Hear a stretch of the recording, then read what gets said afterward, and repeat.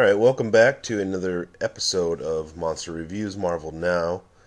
And this will be obviously the review of Deadpool, the first arc, which is issues 1 through 6. And it was written by Gary Duggan and Brian Posehn, Tony Moore and Val Staples on the art. The artist, penciler, and colorist, respectively. I thought a good tagline for this book was something that was spoken in one of the earlier issues, and it was, "You're not the hero we want, you're the scumbag we need." I think that's a good tagline for Deadpool. After reading this book, after getting my first taste of, what the Deadpool character was, I thought that fit. This is one of the first Marvel Now books I read for one reason. That's because I knew it intended to be light and fun, and that it wasn't going to be like steeped in continuity or anything like that was going to have a major effect on Marvel Universe. It was something that you could just read and enjoy without worrying about anything else going on. Also, I remember when I picked up the Marvel Now preview at Free Comic Book Day, and I remember being only impressed with a couple different previews in that book. I thought they were really bad. After reading some of those issues that were in that preview, I'm really confused why they chose some of those segments. At least they didn't appeal to me. But the Deadpool one did. I thought the art looked beautiful, and the colors really caught me. And I thought some of it was really funny. There was a lot of stuff in there that was that really hit to me. And I was like, I almost grabbed this book when it first came out. On the shelves. I think I actually put it in my hand, and I was like, no, I'm not going to go down this road. So, but I thought the preview in that title, at least in that little preview book, was probably the best that was in there. And Deadpool obviously was one of the first Marvel Now books to get put out. So, I have no familiarity really with Deadpool. I understand he's a hitman. I understand now, I think after reading this, that he has a regenerative power, and so he's not able to die, apparently. I'm not familiar with Gary Duggan. I know Brian Posehn from a few TV shows, but never known him to be a comic book writer.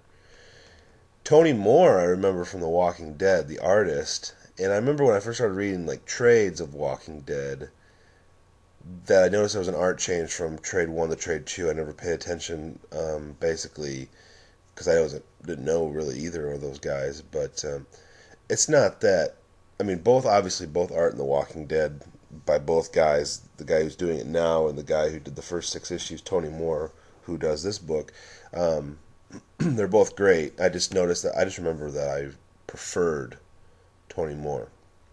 So, but I'm assuming that Duggan is the main plotter and then Posehn's the joke guy, but I could be wrong. But the premise of this book, it kind of mirrors the climate of our country right now. Very unrest and tension. And this necromancer, who's a former S.H.I.E.L.D. agent, resurrects a bunch of dead presidents in the hopes that they will put things right again, but in actuality they end up just trying to conquer and take over. So it's got a real Pet Sematary feel, like they've been resurrected but they're completely evil. And they cover all the big guns, all the big name presidents come back, like JFK and the Roosevelts and Abe Lincoln and Ronald Reagan. So you get and you even get some of the presidents that you will go, oh, I never heard of him. Is that guy really a president? So they cover a little bit of everything in it.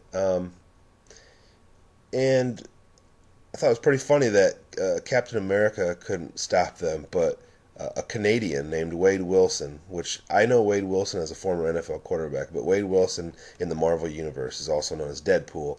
He is the man. He is not the hero that America wanted. He is the scumbag they needed to save the country from its resurrected dead presidents. A Canadian, more readily known as Deadpool. So I thought that was pretty funny.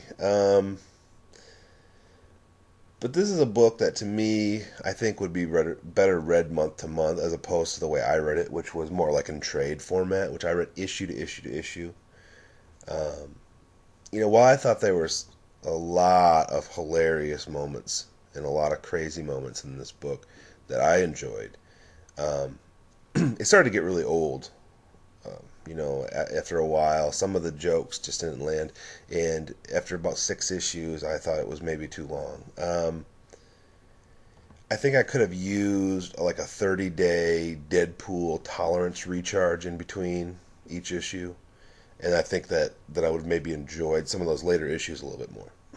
So, the game plan of this writing style seemed to be that they were going to just throw a barrage of jokes one after another at times, and they weren't going to hit everybody, but a little bit of everything was going to hit somebody.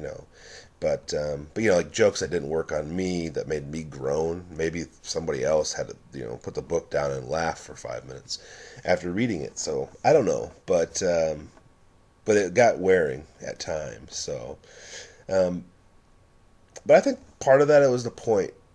The writing maybe used that philosophy to drive in the point of the character that he is an annoying guy at times.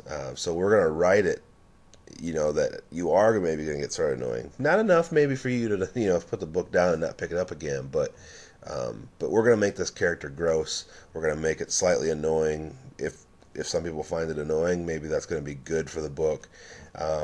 That's the point of the character, I think. There is some endearing qualities, and the character is funny at times, but a lot of the times maybe he's just there to get under your skin a little bit. He's certainly there. They certainly write him to gross you out. That's an obvious. So, um, you know, if that's the case, then yeah, sure, that's interesting, and it's completely fine. I thought that the writing worked real well, but if you didn't like the jokes, if you were one of those people who maybe thought that it was all bad, and you didn't like to read you didn't want to read the dialogue, you could actually. Toni Morris did such a great job with the storytelling art and his facial expressions and body language and just panel to panel how well it flowed.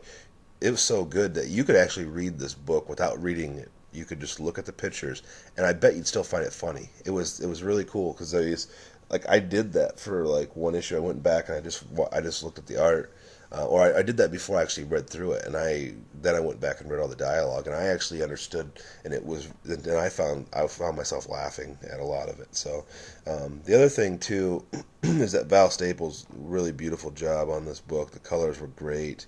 I think that's what maybe like drew me into it a lot more was her color palette that she chose. I think it complemented really well with Toni Moore's art. So the art in this book is what sold it for me. And if these same people were on the art going forward, Deadpool's probably a book I'd continue to pick up. But like I said, it got me too long. Issue 2 is my favorite. Teddy Roosevelt hunting in the zoo, and then the elephant being on fire. I thought that was just crazy, brilliant stuff. And that whole part with him standing next to that elephant that was burning up. It's on fire. It's an awkward moment. It's the elephant in the room, which is actually an elephant on fire. It was a funny moment. One of those moments that, Toni Moore really shined in. So, but by issue 4, it started to seem to get that it was too long. And aside from some great moments, here and there, I was kind of ready for it to wrap up and get through it. I thought maybe it could have been a lot shorter, but some of the one-page pinup styles on the art was pretty good. There was the slicing of the dinosaur, coming out of the dinosaur. There was the cage fight pinup, kind of, or the one page with the fight with Lincoln, slicing Reagan with a sword, and all the jelly beans coming out. And then, how gross it is that he ate one, and then he makes that face. But it's because it tastes like licorice. You're like, what does it taste like, or what is it that he ate?